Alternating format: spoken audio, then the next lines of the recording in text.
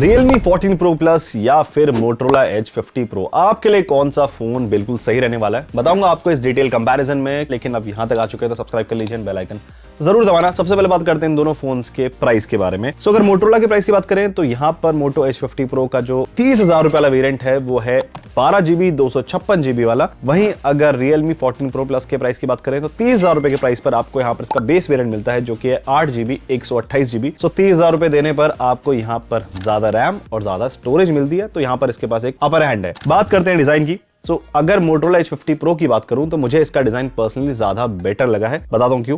पहली चीज, ये मेटल फ्रेम के साथ आता है, आपको बहुत ही एक जो हैंड्स ऑन फील है फोन की वो काफी अच्छी है। वीगन लेदर बैक मिलता है आपको, साथ ही में कर्व डिस्प्ले मिलती है। ये दूसरे जो कर्व ग्लासेस होते हैं वैसा नहीं है, आपको डिस्प्ले में कर्व दिखता है, जिसकी वजह से फोन थोड़ा सा प्रीमियम जो है हैंड्स ऑन फील आपको देगा। वहीं अगर बात करें Realme 14 Pro Plus की, तो यहाँ पर एक चीज यूनिक है, वो है इसका एक थर्मोक्रोमिक फाइबर से बना हुआ ये बैक। काम क्या करता है कि अगर आप इस बैक को किसी भी ठंडे सरफेस से कांटेक्ट में लेके आते हैं, जैसे कि वो आइस क्यूब हो सकता है या फिर ठंडा पानी हो सकता है, सो ये अपना कलर जो है चेंज करके ब्लू की तरफ कर देता है। ये यूनिक है अट्रैक्ट करने के लिए, लेकिन कुछ काम खास इसका है नहीं, क्योंकि इन दी एंड आप इस पर कवर चढ़ा देंगे जिसके बाद ये दिखेगा नहीं। वैसे कवर आपको बॉक्स के अंदर दोनों फोन्स के मिल जाते हैं। और दूसरी चीज ये कि ये विद टाइम जैसे एज करेगा तो ये अपनी जो ये स्पेशल फीचर है इसको लूज करने लगता है। जैसे ये एक्सपोज होता है, सनलाइट में एक्सपोज होगा तो धीरे धीरे जो ये चीज जो है खत्म होने लगती है, जिससे परफॉर्मेंस पे कोई फर्क नहीं पड़ता है। लेकिन हाँ, जिस यूनिक फीचर से Realme अट्रैक्ट करना चाह रहा है वो 1-1.5-2 साल में खत्म हो जाएगी। अब यहाँ पर आपको प्लास्टिक फ्रेम मिलता है, सामने से फोन काफी ब्रॉड है। अगर कंपेयर करें Moto Edge 50 Pro से, फोन जो है आपको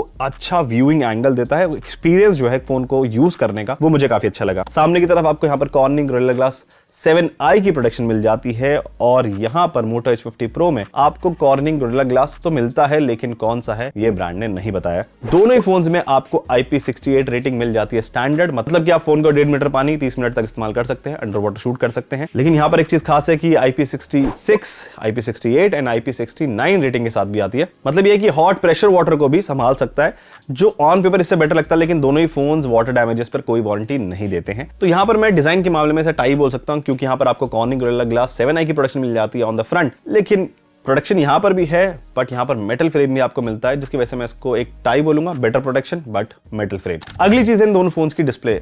Motorola Edge 50 Pro में आपको मिलती है 6.7 इंचेस की एक POLED डिस्प्ले। 10 बिट पैनल है, मींस आपको 1 बिलियन कलर्स जो है ये डिस्प्ले ऑफर कर सकती है। वहीं अगर Realme 14 Pro Plus की बात करें, यहां पर भी आपको एक OLED डिस्प्ले मिलती है। ये 6.8 इंचेस की है, आपको 120 हर्ट्ज का रिफ्रेश रेट मिलता है। Again 10 bit panel, 1 billion colours, सब कुछ सही है। लेकिन जो सनलाइट विजिबिलिटी है ना, मुझे दोनों ही फोन्स में ऑलमोस्ट सिमिलर लगी है। और शॉकिंग ये है कि मुझे Realme में ज्यादा ब्राइट जो है डिस्प्ले देखने को मिली है अगर कंपेयर करता हूं Moto Edge 50 Pro से। दोनों ही फोन्स में आपको HDR सर्टिफिकेशन मिल जाती है, लेकिन दोनों ही फोन्स पर आप Netflix पर HDR कंटेंट नहीं देख सकते हैं, मतलब कि Netflix पर कोई भी सर्टिफिकेशन नहीं है। लेकिन आप YouTube पर अच्छा कंटेंट HDR में देख सकते हैं। और अगर बात करें कंटेंट की, तो यहां पर आपको दोनों फोन्स में स्टीरियो सेटअप मिल जाता है। यहां पर आपको Dolby Atmos का सपोर्ट भी मिल जाता है on the Moto Edge 50 Pro, जिसकी वजह से जो साउंड एक्सपीरियंस है ना ऑन Moto Edge 50 Pro, मैं अपने सारे रिव्यूज जो भी मैंने Moto Edge 50 Pro के करे हैं, वहां पे मैंने बोला है कि यहाँ काफी अच्छा स्पीकर सेटअप आपको इस फोन के साथ मिलता है। यहां पर भी आपको काफी अच्छी लाउडनेस मिल जाती है, लेकिन जो ट्यूनिंग है स्पीकर्स की वो Moto Edge 50 Pro की बेटर है।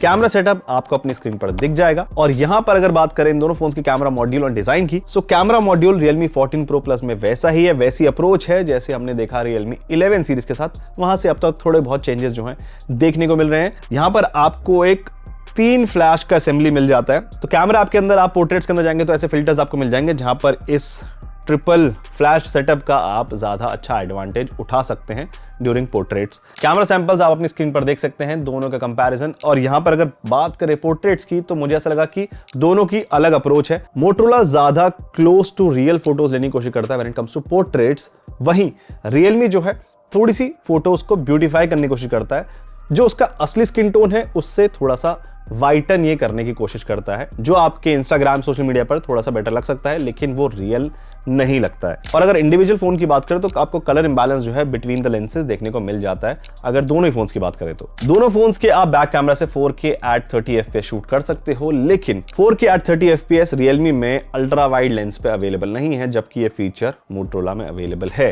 अपनी स्क्रीन पर जो आप सैंपल देख रहे हो ये है 1080p at 60 FPS and in my opinion Realme ज्यादा डिटेल्ड एंड ज्यादा स्टेबल वीडियोस लेता है। बात करते हैं सेल्फीज की, एंड मेरे कंपैरिजन मुझे ऐसा लगा कि मोटरोला ज्यादा अच्छी सेल्फीज लेता है, क्योंकि यहाँ पर आपको दिखेगा कि रियलमी यहाँ पर भी थोड़ा सा ओवर एक्सपोज करने की कोशिश करता है फोटोज में, लेकिन ऐसा कुछ यहाँ पर नहीं है। लेकिन मोटरोला मुझे थोड़ी सी जो वियर्ड चीज लगी ना वो ये है कि जब आप फोटोज लेते हो ना, पोर्ट्रेट स्पेशली, लेंसेज के बीच में स्विच करने में बहुत ज्यादा दिक्कत होती है, और जो बैकग्राउंड में प्रोसेसिंग है वो बहुत ज्यादा स्लो है। कई बार ऐसा होगा जब फोटो को आप ओपन भी कर देंगे तब भी उसकी जो रेंडरिंग है चलती रहती है। वहीं रियलमी बहुत इंस्टेंटली कैमरास में स्विच कर सकता है, साथ ही में जो प्रोसेसिंग है वो बहुत ही इंस्टेंट हो जाती है, जिसकी वजह से फोन काफी ज्यादा स्नैपी फील होता है। तो अगर ओवरऑल कैमरा को कंक्लूड करूं तो रियलमी में आपको बेटर कैमरा सेटअप मिलता है if compared with Motorola Edge 50 Pro।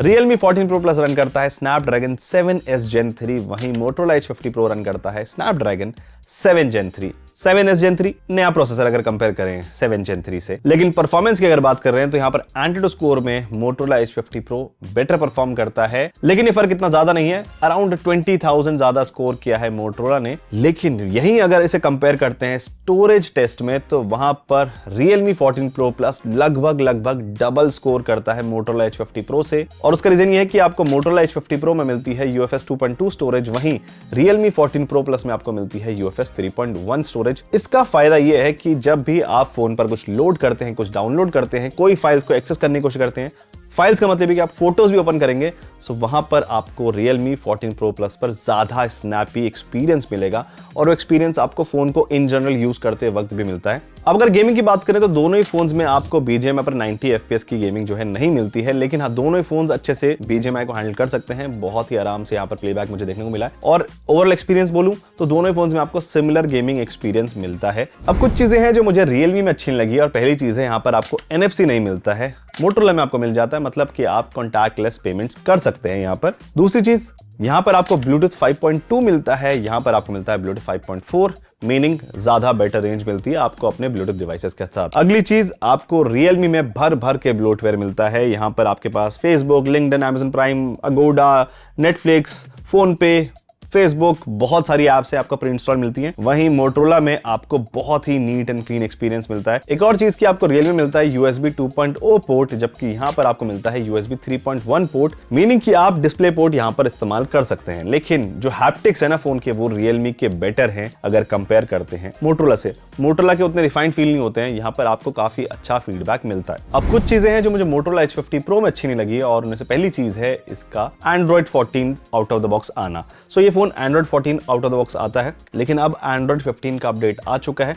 और अगर प्रॉमिस्ड अपडेट्स की बात करें सो मोटरोला में आपको मिलते हैं 3 OS अपडेट्स एंड 4 साल के प्रॉमिस्ड सिक्योरिटी पैचेस। वहीं Realme में आपको मिलते हैं 2 साल के OS अपडेट्स और 3 साल के सिक्योरिटी पैचेस, विच मींस दोनों ही phone same level of Android updates तक जाएंगे। बट जब मैंने Moto Edge 50 Pro को अपडेट किया Android 14 से Android 15 में, सो वो इंस्टॉलेशन कई बार फेल हुई, डाउनलोड होती थी लेकिन फेल हो जाती थी, और उस दौरान मैंने इसको चार्ज पे भी लगाया था और ये फोन बहुत ज्यादा गर्म हो गया था। मीन्स कि इतना गर्म कि अनबेरेबल गर्म हो जाता है कि आप फोन को होल्ड नहीं कर सकते हो, और क्योंकि मेटल फ्रेम है जिसकी वजह से आपको जो एज है बहुत ज़्यादा गर्म फील होता है। मुझे पता नहीं कि मेरे यूनिट के साथ ऐसा हुआ या सबके साथ ही ऐसा हो रहा है, या फिर आने वाले जो अपडेट्स आएंगे क्या वहां पर भी ऐसा होगा, मुझे थोड़ा सा उसको लेकर के डाउट है। और दूसरी चीज ये है कि मोटरोला जो है अपने अपडेट्स को लेकर के थोड़ा सा स्लो रहा है। उन्होंने प्रॉमिस किया है कि हम जल्दी रोल आउट करने की कोशिश कर रहे हैं, let's hope for the best. So बात करते हैं बैटरी की, तो ये थोड़ा सा कॉम्प्लिकेटेड है। यहाँ पर आपको मिलती है 4500 mAh की बैटरी, यहाँ पर आपको मिलती है 6000 mAh की बैटरी। तो ये थोड़ी सी छोटी तो फील होती है, लगभग 1500 mAh का फर्क एक अच्छा खासा डिफरेंस होता है। मोटरोला में आपको मिलता है 125 वॉट का एक wired fast charger, PD charger वो है, और यहीं पर आपको Realme 14 Pro Plus में आपको मिलता है एक 80 वॉट का type A to type C standard native charger. अब अगर चार्जिंग स्पीड की बात करें तो मोटरोला काफी फास्ट चार्ज हो जाता है। 125 वॉट का चार्जर का 0 मतलब कि डेड % से आपको 100% जाने में लगभग 30 से 35 मिनट का समय लेता है। वहीं आपको Realme 14 Pro Plus में आराम से 1 घंटे का समय लग जाएगा। बड़ी साइज की बैटरी है और उतनी फास्टर जो है चार्जिंग स्पीड नहीं है। लेकिन आपको Motorola Edge 50 Pro में 50 वॉट की वायरलेस चार्जिंग मिल जाती है, साथ ही में आपको रिवर्स वायरलेस चार्जिंग मिल जाती है। बट ऐसा कुछ Realme 14 Pro Plus में नहीं है। लेकिन अगर बात करें इस प्राइस पॉइंट की, तो ये फोन आराम से 1 से 1.5 दिन चल जाएगा। वहीं आपको by the end of the day Motorola H50 Pro को चार्ज करना पड़ सकता है। तो मेरे लिए बैटरी बैकअप को मैं ज्यादा प्रायोरिटाइज करूंगा। फीचर होना अच्छी चीज है, लेकिन फोन का लंबा चलना भी जरूरी है। तो सवाल यह है कि आपको इन दोनों फोन के साथ किसके साथ जाना चाहिए। तो अब तक आपको समझ में आ चुका होगा कि आपके लिए कौन सा फोन सही है, but in my opinion Realme 14 Pro Plus makes more sense. Reason being, आपको डिस्प्ले पर अच्छी प्रोटेक्शन मिलती है, एक ब्रॉड डिजाइन है, फोन को इस्तेमाल करने में मजा आएगा, डिस्प्ले भी अच्छा है, और साथ ही में सबसे इंपॉर्टेंट चीज होती है performance as in gaming performance नहीं, आपको डे टू डे यूसेज में फोन कैसे आपको चीजें हैंडल करवाता है। और जो कैमरा बग है वो अगर Motorola जल्द से ठीक कर दे तो ये फोन भी अच्छा हो सकता है। Motorola H50 Pro ठीक था, but with the rising competition I think at this moment Realme 14 Pro Plus makes more sense. But what's your opinion, मुझे कमेंट्स में बताना। इस वीडियो को लाइक एंड शेयर करें, इस चैनल को सब्सक्राइब करें। मेरा नाम है गोविंद, आप मुझे देख रहे थे जागरण हाईटेक पर। मैं मिलूंगा आपसे अगले वीडियो में।